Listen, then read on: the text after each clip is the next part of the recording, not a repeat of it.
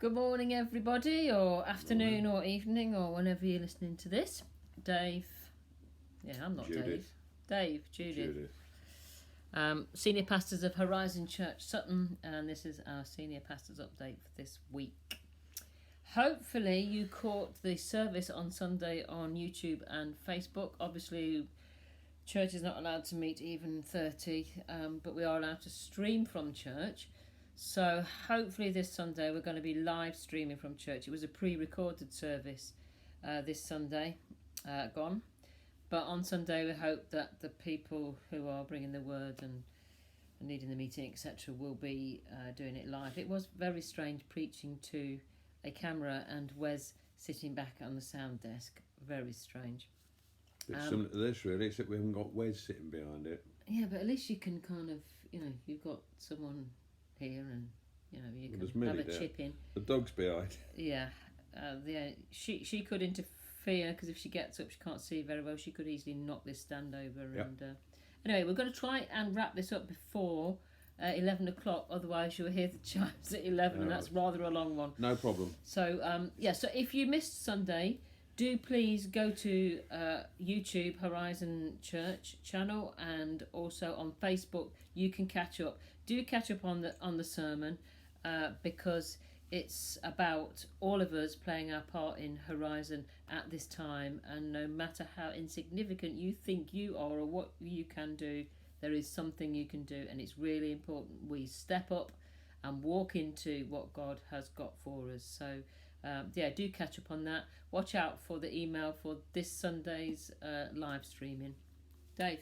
Okay, yes, it's this is Tuesday morning, and we've just heard the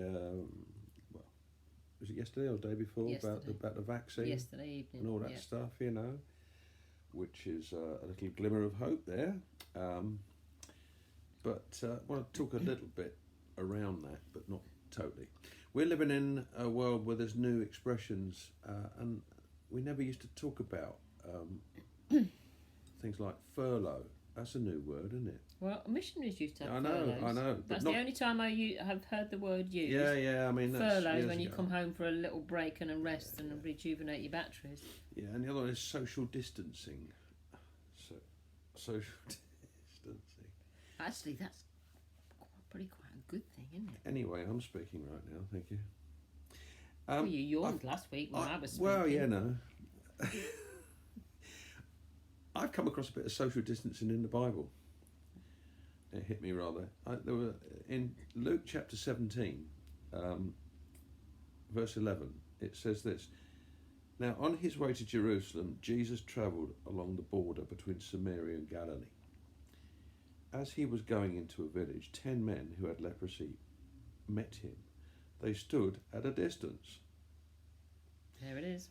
And called out in a loud voice, Jesus, Master, have pity on us. When he saw them, he said, Go show yourselves to the priests. And as they went, they were cleansed. One of them, when he saw he was healed, came back, praising God in a loud voice. He threw himself at Jesus' feet and thanked him, and he was a Samaritan. Jesus asked, Were not all 10 cleansed? Where are the other 9? Was no one found to return to give praise to God except this foreigner? Then he said to him, Rise and go. Your faith has made you well. 10 lepers. They were desperate. I don't know if you know, leprosy is a term that's used here to describe all sorts of like skin diseases that people had. But the result of it was this, that if you had leprosy, there's another one. You had to go into isolation. You were kept away from everybody else. You have to shout out unclean, and nobody wanted to get near you because you were infectious. They had to operate in social distancing. And I suppose what I really want to talk about this morning, just for a few moments, is how we can find Jesus in a socially distanced world. You see, these guys were desperate. They needed an answer to the situation they were in. And I've got to say that we're in a society right now where people are desperate. We keep hearing that, now we're in another lockdown, how it's affecting people, not only practically and financially, but between their ears, mentally and emotionally, and in all sorts of ways. And it's just a tough time. There are people who are not well. There are people struggling right now, and they're desperate. And you know what? I believe that we can provide an answer by pointing people to Jesus, because they knew that Jesus had an answer. And they were desperate, and so as he was going to the village, they met him, but they were at a distance, and they shouted with a loud voice, "Jesus, Master, have pity on us." You know, even if we feel distant or alone or isolated, Jesus knows and cares about every individual. He knows everything about us. He knows what needs we have. He knows what fears, what issues. And, you know, he is not limited by distance. If you call on his name, if you put your faith in him, he hears you, he answers. He is the answer. And it says there that they called out for mercy, and what they wanted was a resolution. They wanted a change. They wanted an answer to the situation that they found themselves in. They couldn't go to work. They couldn't see their families. They couldn't see their loved ones. Sounds familiar, doesn't it? They were outcasts and they were isolated, and they had to keep their distance. They wanted resolution from their problem. How we would love to see, I keep hearing people say, we want to see life go back to normal. It's also a fact that who knows what normal is going to be in the future. It might be different, but it's got to be better than having lockdown and stuff like that. But they wanted some form of normality. They wanted their lives to be sorted out. So what did Jesus do? He heard them. He says, when he saw them, he said, "Go show yourselves to the priests." And as they went, they were cleansed. That's a bit strange, isn't it? You know, in the Old Testament, the law said that if somebody had a skin disease or leprosy, or same difference, they had to go to the priest. And if the priest examined it and he says, "You've got a skin disease and you've got leprosy, you've got to isolate," you had to go away and do it. And it wasn't until the priest cleared you after it had got better that you could be reinstated into society. So Jesus didn't come to overrule the law. He actually came to fulfill the law.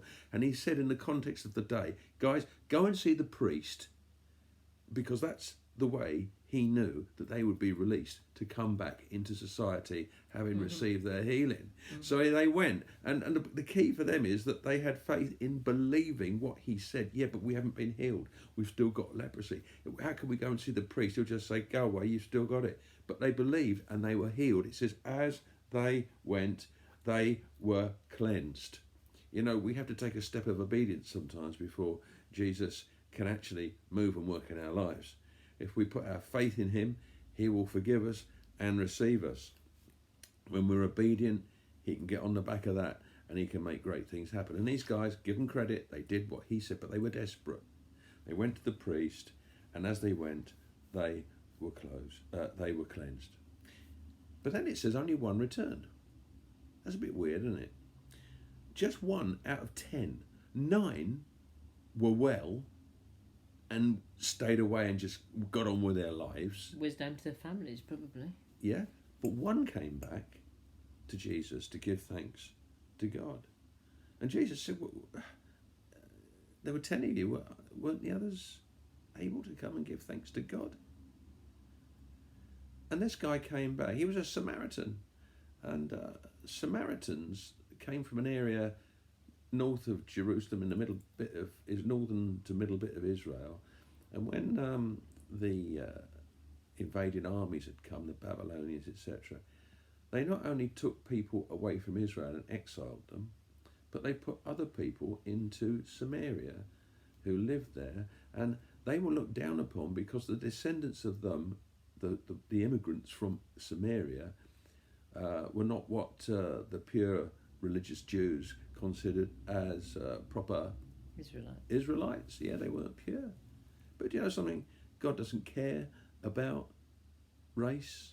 He doesn't care about how pure they are. What he cares, he sees our hearts, and he loves people. And everyone who comes and puts their faith in Jesus receives all the blessing that he can give. And this one guy, and he makes a point, it was the Good Samaritan is another story of how somebody who was on the edge of society came through and did the right thing. And this one guy came back to Jesus Only one returned. Do you know there's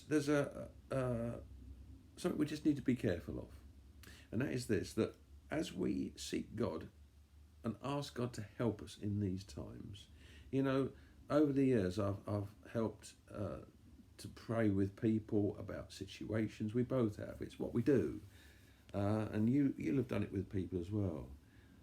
Desperate situations. You know, at the end of it all, what we must never do is forget the one who gave us the answer. You see, this guy came back. The other 9 were satisfied with having it made okay.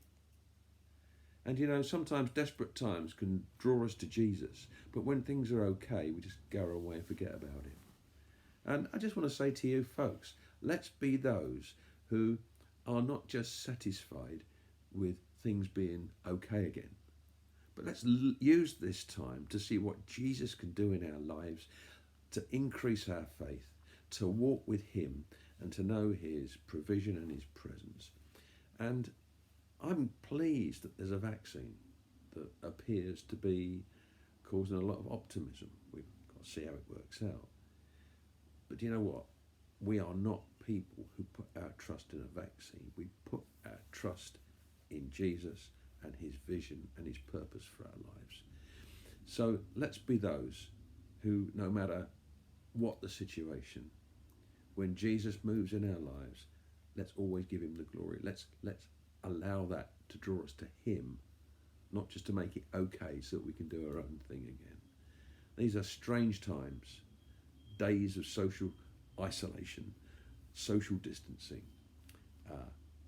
but God is a very present help in time of trouble. Let's call on him.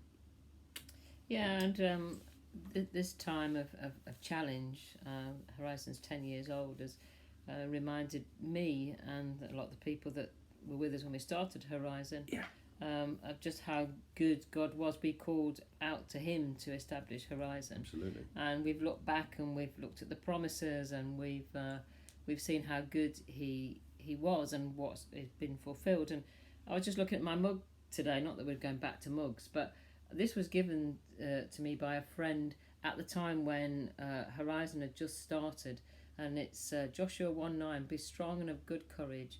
Do not be afraid or dismayed, for the Lord your God is with you. And that was an encouragement. And you look back over 10 years and God has been with us. And we have been thankful, and we've looked at the last 10 years and seen the way that he's led us and the things that he's provided. And actually, to be honest, the most exciting bits were when it looked absolutely hopeless, where there was no money in the bank account, where there was no way we were going to work it out for ourselves, and then God brings it in. So we've been reminded that supernatural edge is exciting. It's been there and it's challenging, and so that's kind of reminded us that, you know, we need to be thankful. But when you come back to God and you say, yeah, you've done this in the last 10 years, when you are thankful and recognise what he's done, it increases your faith level for what he's going to do in the next 10 years. And we're in a season now where Pastor Wes has asked us to pray and to fast individually, together, with friends, whatever, to ask God about the next season for Horizon. And God is doing a little bit like he did 10 years ago, in that he's giving scriptures to different people that are the same, or the thread of what they're saying is the same. So come on guys, listen to the sermon last Sunday. Play your part. Pray. Ask God. Read your Bible. Spend some time in worship. Ask God to speak to you, because you may have a little piece of the jigsaw puzzle that God is putting together at this time. And just, you know, then we can all come back together in 10 years' time and say, look what he did 10 years ago. Be a part of that. Take action now. Let's seek him. Let's do what that leper did. Cry out to God and say, well, we're in this season where we need to know what you've got to say for Horizon, and then continue to pray with us. So our faith, he is God. He's in charge. Jesus is on the throne. He has a vision and a purpose for us, his church. And so let's keep faithful to him. See you Sunday. Yeah, and we've still got 5 minutes till the 11 o'clock strike on the clock, so we've done well. We could count down the clock. No, let's not do that. Have a great week and see you soon. See you Sunday. God bless. Bye. Bye-bye.